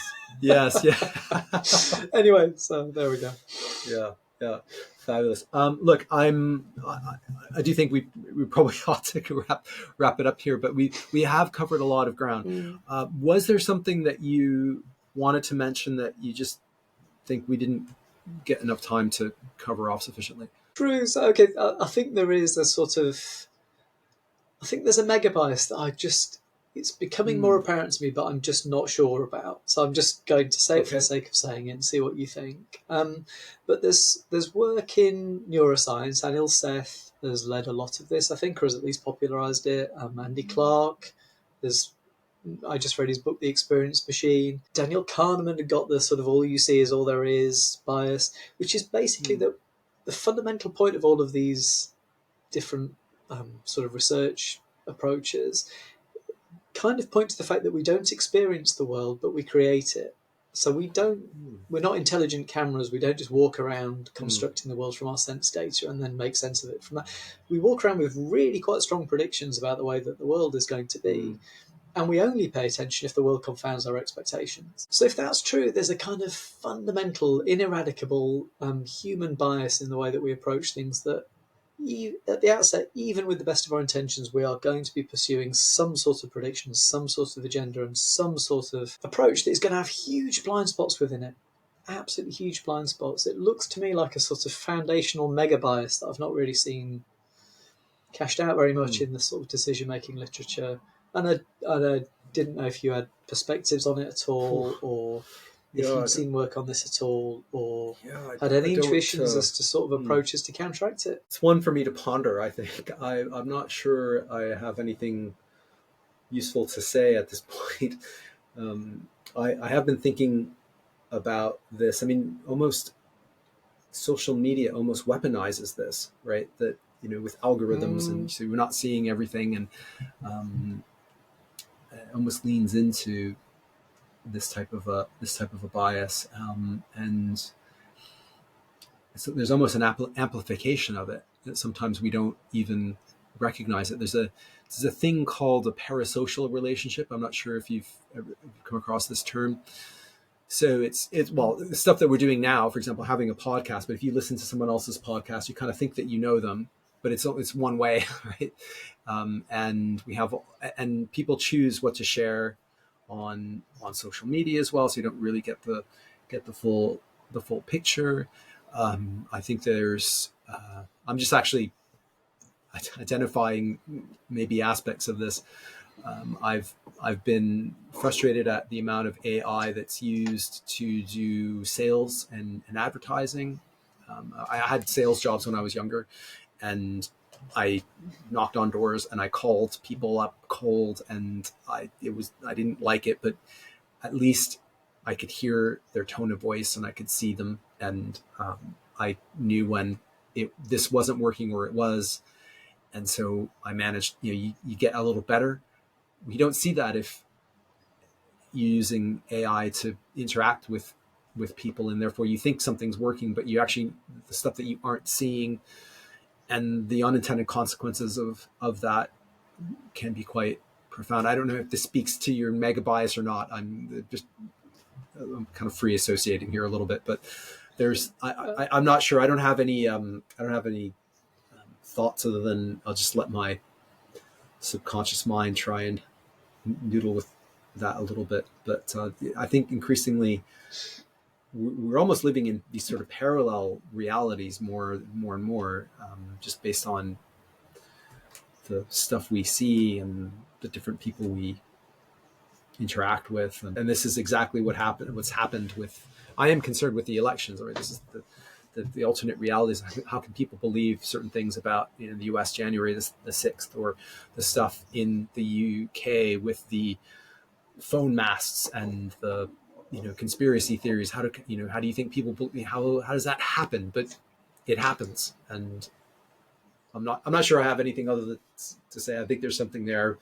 I think it's potentially a big problem. I'm not really sure what to say or how to. Certainly part of the polycrisis. I'll just share this anecdote for the sake of just because it amused me. But the thing about sharing things on social media, um, I kind of don't care or not whether it's true because it's such a good study Mm, design. But wasn't there a study that was done that was where the headline of it was something like "People share things on social media before they've read the full article," and there's only right, actually really a paragraph or so in the apparent article that's literally in right, English. The rest of it is gibber.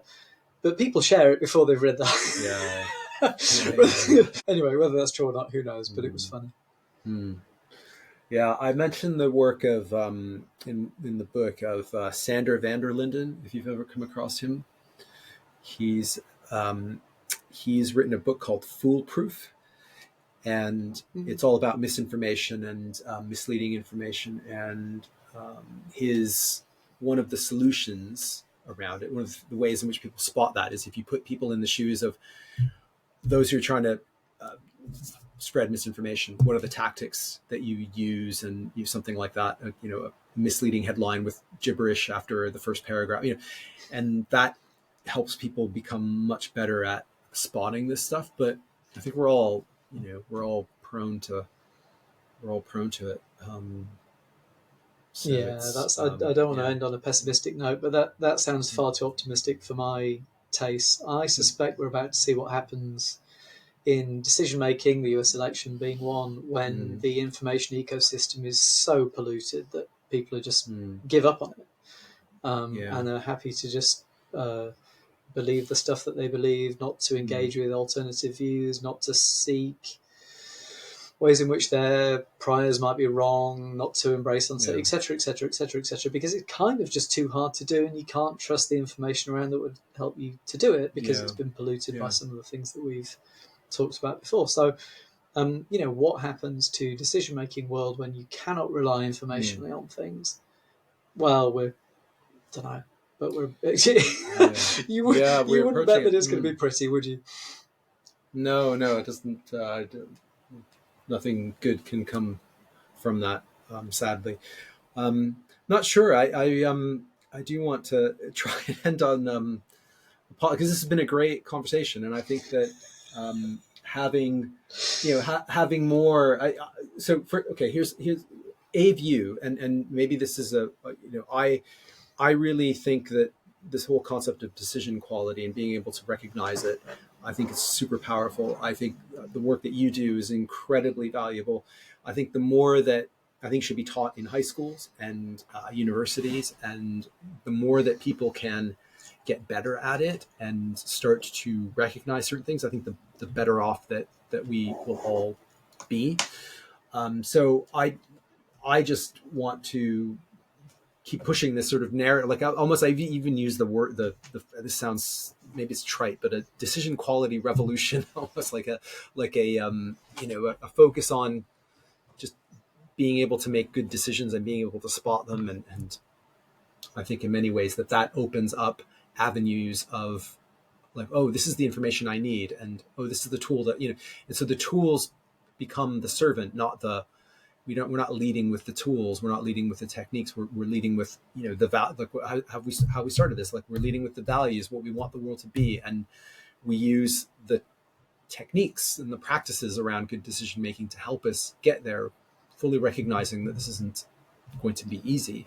So I see what you do is super important, and I see it as necessary in any organization, like all organizations, as well as individuals. So the fact that we're both trying to do this and we're on the same page, I see that as something quite positive. And I certainly hope others join whatever this journey is. That's anyway. So that's my attempt to try and push it in a Ben, you're positive very, space. very good. I'll give you a positive ending. I mean, you have to know that my genes hail from Yorkshire and Scotland, so I'm not prone to optimism or optimistic Well, ending. yeah. Congenitally tend the other way. But I think you're absolutely right. There's something about decision quality, decision making. I've seen some amazing stuff. Annie Duke has kicked off some stuff in the States in Mm, high schools, helping to teach yes. teenagers this Yes. stuff, critical thinking, decision making. Wonderful. And one reason why I would repose a bit of hope in it and be slightly optimistic about it is that I actually think the work I've done with leaders basically suggests to me they know this stuff. They kind of do know it. It's just that they need showing Yeah. that they know it in some ways, Yeah. and they need Yeah. equipping with the skills and the confidence and the techniques and all of those sorts Yes. of things.